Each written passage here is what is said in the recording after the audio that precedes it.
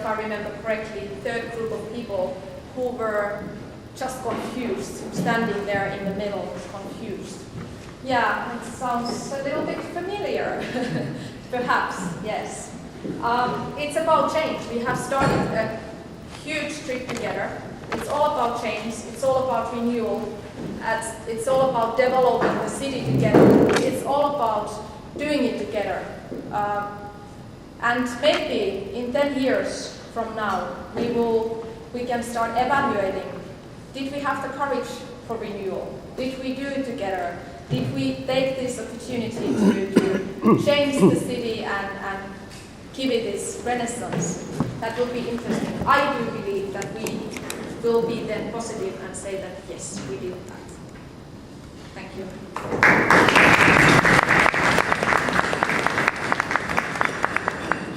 Excellent. Do we have questions? 1, 2.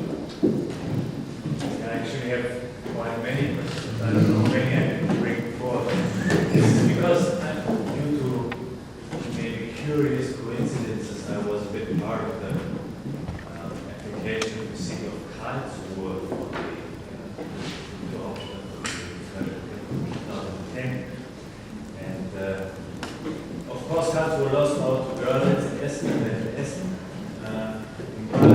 When I heard your story, I mean, Görlitz and Essen, they had a sort of great, they constructed a great overarching story.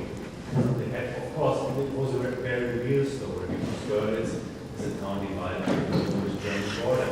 And Essen is a former industrial capital in decline, trying to reinvent itself as a cultural capital. So they have like great overarching themes. And I was wondering whether you have such an overarching theme for your application. Yeah, well, it's about the Turku on fire. I think that's a combining theme, and also the theme of encounters and renewal. We didn't go for that kind of story, maybe partly because we wanted to show something new. We didn't want to kind of go back to the old stories and the history of the city, because that was in a way for us, as it is the strength, it's something where we build on. But in this case, it was also a challenge. Challenge not to just build the project on what we have, but to really start looking into something new, to build up something for the future. Not to stay what we have always done, but to be brave enough to have the change. And therefore, it would have been very easily something related to the history, so we did it in this way. Just one quick other question. You talked, a few times you talked about the we, the people who want that. How do you know what people want? How do you involve people? Sorry, I didn't hear the rest. How do you know what people want, and how do you involve people in what you're planning to do? Okay, so during the preparation process, as I briefly already said, we had thousands of people involved. Of course, it's a challenge all the time. You can never hear everybody, you can never communicate with everybody who maybe want that. But there were different ways. We had open seminars for people, we had working groups in different teams, we had vision days, we had open events for public. We had internet, the open call for project ideas, for example, happened entirely through internet online, although we also had paper versions on every library.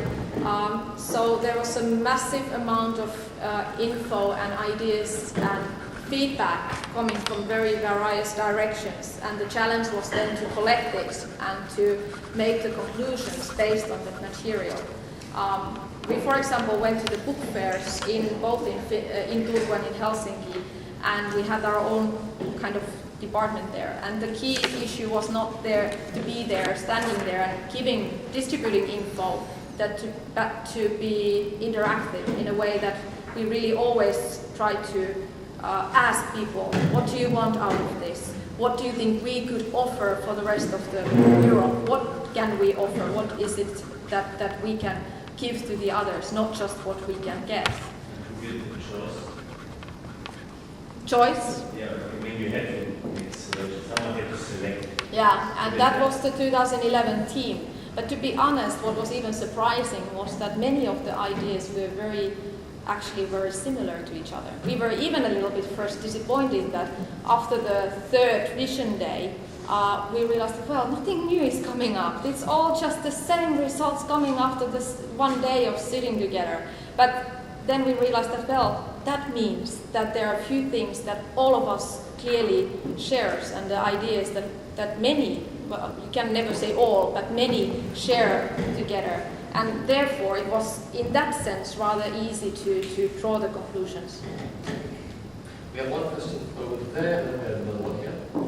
Yeah, you're talking about what many of you share, and what you shared in the vision was the one chance of a lifetime for change and renewal. And there's a lot of work that's been going into all this, and I'm just wondering, also, it's not a one-year thing, you'll probably go on with this. What happens if you don't win the bid? Well, we already won the bid. Now it's only about going to the European Union. But it's a good question what would have happened if we didn't win the national bid. Because if you won the bid, I'm then wondering what happens with the 6 other cities? Yeah. What does it all apply, or is it still a chance for lifetime? That's their of course thing, and with the National Culture Forum, that's one of the challenges. We try to, with this external boost, we try to make sure that in these other 6 cities, the good development which started also in those cities will continue. In Turku, I think it would have been a big crush if we wouldn't have won the bid. But there was a clear, strong will, I would say, that okay, nevertheless, if we don't win the bid, we will continue this road anyway. Not maybe in such quantity, not maybe with that time schedule, but we will go that way anyway. We have a question here, then we have another question there. I think we're going to have to end it there to give Olli a chance. So, please. You partially answered many of the questions, so I'll be more precise. Because preparing the leading proposals has been a lot of work. And very quickly, I'd like to know, if possible, how long this work was, and how much it cost, and who paid. At the moment, we start with the last question. The city of Turku was the main financer, but also the regional kind of governance was part of the financer in the years 2005 and 2006, where both the city paid 300,000 euros for this preparation. Besides that, actually something which is in time form, which we cannot count. The universities, for example, Olli has made a huge amount of work for this project, as many other organizations, associations. It's a amount of work which cannot be really counted in money-wise. We started the active preparation in August 2004. Even before that, we had some working groups, and I had made a memo. But from that period on, we were really full-time working on it. And on the highest point of work, which was 1 year ago, and last winter when we were finishing it, we had 4 people working full-time. Plus a huge amount of people volunteering doing the work alongside their other jobs. So 300,000 is the overall budget? Yeah, for these preparations, yeah, per year. We have a final question over there in the corner. So, we actually wanted to what do you believe is the main quality with your location that made you win